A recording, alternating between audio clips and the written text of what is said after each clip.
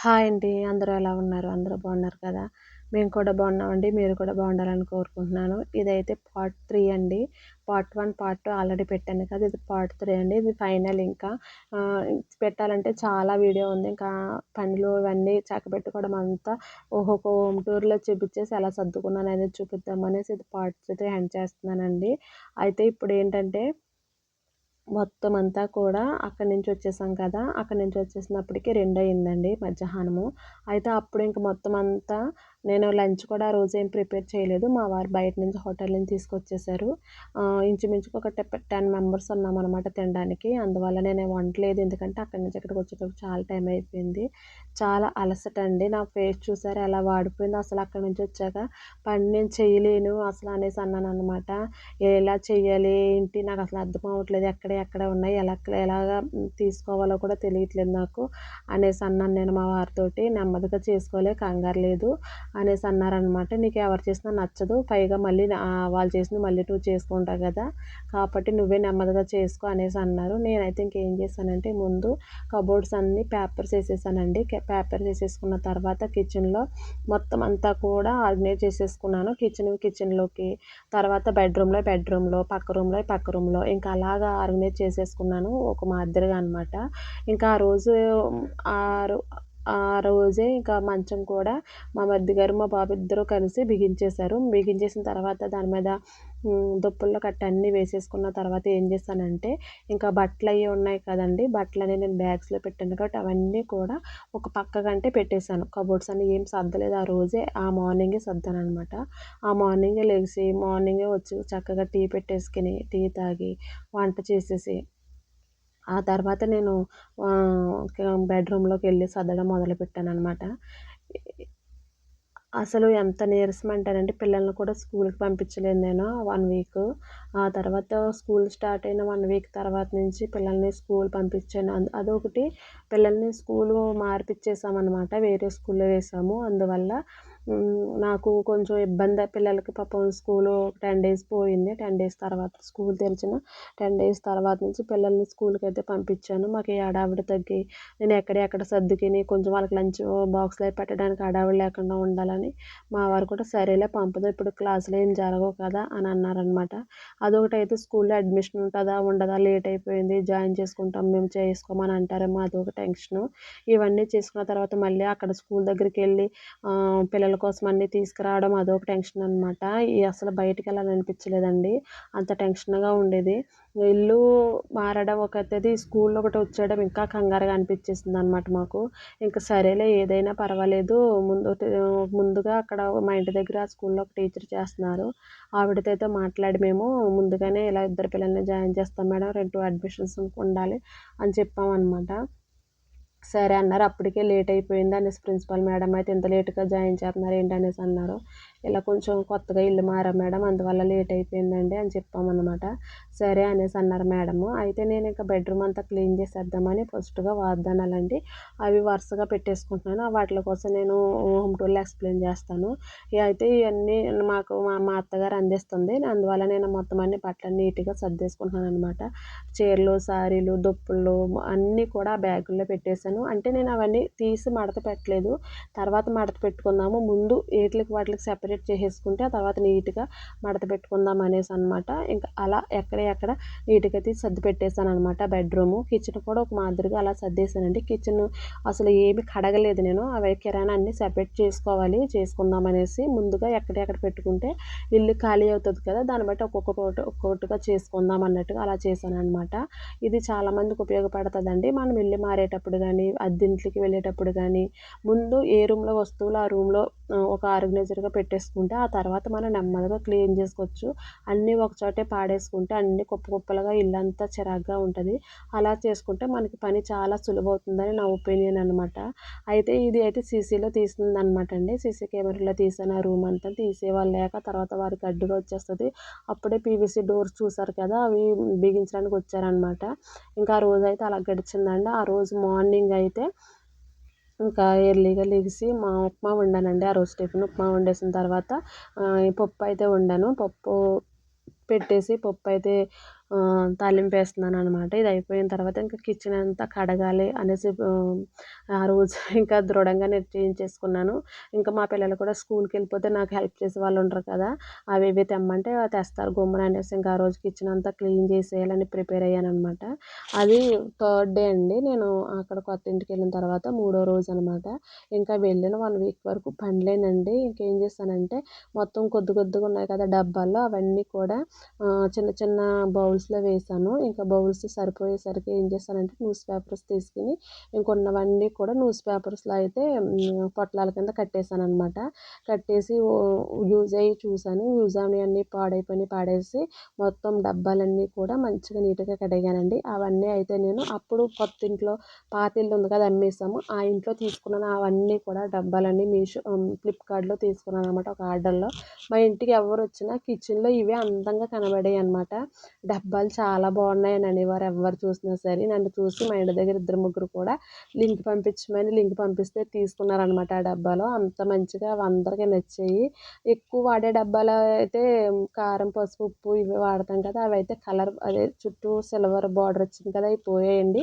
మిగిలినవైతే మాత్రం మంచిగానే ఉన్నాయి. అవి ఎక్కువ వాడతాను. కాబట్టి నేనేం చేశానంటే ఇంక మా వారితో చెప్పాను, ఏవండీ ఇలా చిన్న చిన్న జాడీలు తీసుకుందాం అనుకుంటున్నాను అనేసి అంటే ఒక చిన్న స్టాండ్ ఒకటి బుక్ చేశారు నాకు. జాడీలు కూడా బుక్ చేయాలి. అది బుక్ చేశాక అప్పుడు గ్యాస్ పక్కనే పెట్టుకుందాం మంచిగా అని అనుకుంటున్నాననమాట. అది కూడా మీకు ఒకవేళ తీసుకుంటే కనుక వీడియో రూపంలో మీ ముందుకొస్తది. ఇంకా మొత్తం డబ్బాలన్నీ ఖాళీ చేసేస్తున్నాననమాట. 1, 2 కాదండి. ఎంత టైం పట్టిందంటే నాకు అన్నీ కడిగి, ఆరబెట్టుకుని, మళ్ళీ అవన్నీ కూడా కిరాణా సామాన్లన్నీ కూడా అన్ని డబ్బాల్లో వేసుకుని పడుకున్నప్పటికి మీరు నమ్మరు. ఆ రోజు నైట్ నాకు 12 అయ్యింది. ఒక్కరిదాన్నే నైట్ ఇదంతా అయితే ఆఫ్టర్‌నూన్ చేసుకుంటున్నానండి. ఇప్పుడు మీరు చూసేది. నేను అవన్నీ సర్దుకిని అన్నీ ఆర్గనైజర్‌గా పెట్టుకుని రేపు మార్నింగ్‌కి అన్నీ ప్రిపేర్ చేసుకోవాలి కదా! అన్నట్టుగా చేసుకుంటే నైట్ 12:30 అయింది. 1కి స్నానం చేసి పడుకున్నాననమాట ఆ రోజు. అంత అవస్థ అయిందండి నాకు. అంటే నేను ఇంకా ఆ రోజు ఏమనుకున్నానంటే ఈ రోజు ఇంక ఎలాగైనా చేసేయాలి. రేపొద్దుటికి వర్క్ ఉండకూడదు అనేసి అనుకున్నాననమాట. ఇంకా రేపటికి మళ్ళీ ఉంటే ఈ ఎండకి, వేడికి అసలు పనులే చేయలేము. అస్సలు అవ్వదనేసి ఇంక అలా అయితే ప్రిపేర్ అయిపోయాననమాట. ఇంకా ఏదేమైనా సరే అన్నీ తీసేసి ఎక్కడియి అక్కడ పెట్టేయాలని డిసైడ్ అయిపోయి ఇంకా అలా ప్రిపేర్ చేసుకున్నాననమాట. ఇంకా అవన్నీ కూడా పొట్లాలు కట్టేస్తున్నానండి. మంచిగా ఉన్నాయి చూసి, మంచిగా లేనివి పాడేసి, మొత్తం అన్నీ కూడా మళ్ళీ కొత్తగా అన్నీ నీట్‌గా పెట్టుకోవాలని ప్రిపేర్ అయ్యి మొత్తం అన్నీ కూడా అలా సర్దుకుంటున్నానండి.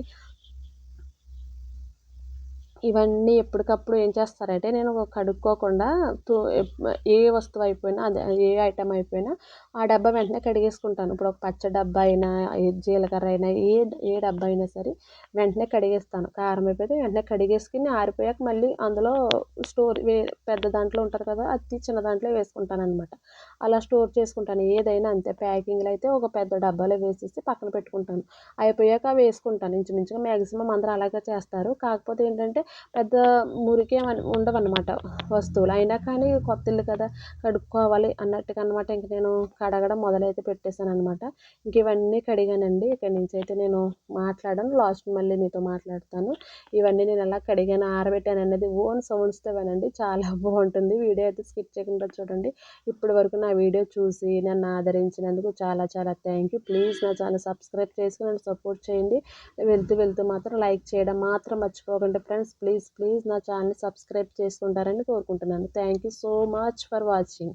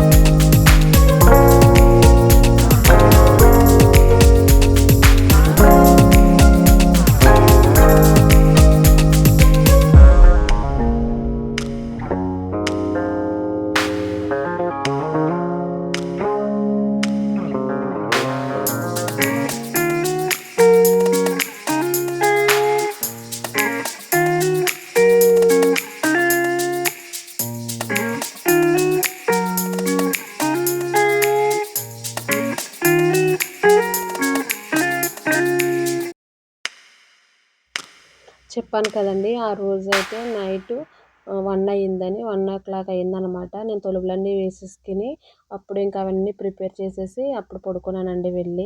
అయితే ఇంకా ఇవన్నీ సర్దేసుకున్నాను. సర్దుకున్న తర్వాత కూడా నాకు సాటిస్ఫాక్షన్ అనిపించలేదు. అంటే కడుక్కొని పెట్టుకున్నాను కదా! అన్నీ కనబడుతున్నాయి కదా! ఆ తర్వాత నీట్‌గా మళ్ళీ ఒక లైన్ వరుసలో నాకు నచ్చినట్టుగా పెట్టుకుందాంలే అన్నట్టుగా ఇంకా అలా పెట్టేసుకున్నానండి. ఇంక అప్పటికే చాలా లేట్ అయిపోయింది కదా! అని ఇంకా అలా సర్దుకున్నానండి. అయితే అసలు ఇంక మన ఆడవాళ్ళకైతే ఇంకెక్కడివి అక్కడే ఉండాలి, కనబడాలి. మన కిచెన్‌లో మనమే సర్దుకోవాలి. వేరే వాళ్ళొచ్చి సర్దినా కూడా మనకి ఎక్కడ వస్తువు ఎక్కడ పెడుతున్నారో కూడా తెలీదు. మనకైతే ఒక గుర్తుంటుంది. ఆ తర్వాత మనకి అంత టెన్షన్ కూడా ఉండదు. వెతుక్కోవాల్సిన భయం గాని, కంగారు గాని ఉండదనమాట. ఎవరన్నా వచ్చి హెల్ప్ చేసినా అదొక ఇబ్బంది. అందువల్ల నేను ఎవరి హెల్ప్ తీసుకోలేదనమాట. నాకు నేనే సర్దుకున్నాను. ఎప్పుడు లాస్ట్ ఇల్లయితే ఆ ఇల్లయితేనండి మా చెల్లి చాలా హెల్ప్ చేసిందనమాట. అప్పుడు చెల్లి అన్నీ ప్యాక్ చేసితే నేను సర్దుకున్నాను నాకు నచ్చినట్టుగా. ఇప్పుడైతే మీరిలా చూస్తున్నారు కదా! ఓ డబ్బా మీద డబ్బా పెట్టినట్టు అలాగా. ఇప్పుడైతే అలా ఉండదండి. దాన్ని వేరే విధంగా మార్చేసుకున్నాను నేను. అదైతే మీకు హోమ్ టూర్‌లో తప్పకుండా చూపిస్తానండి. ప్లీజ్ దయచేసి నా ఛానల్‌ని సబ్స్క్రైబ్ చేసుకోండి. రాబోయే వీడియోస్‌లో ప్రతిరోజు ఒక వ్లాగ్ చేద్దామనుకుంటున్నాను. దయచేసి నన్ను సపోర్ట్ చేస్తారని కోరుకుంటున్నానండి. ప్లీజ్ సబ్స్క్రైబ్ చేసుకోండి. సబ్స్క్రైబ్ చేసుకున్న వాళ్ళు అన్‌సబ్స్క్రైబ్ కూడా చేసేసుకుంటున్నారు. దయచేసి అలా చేయకండి. ప్లీజ్ నాకు సపోర్ట్ చేయండి. సబ్స్క్రైబర్స్ పెరిగితే నాకు కూడా చాలా హోప్‌గా ఉంటుంది కాబట్టి please thank you so much for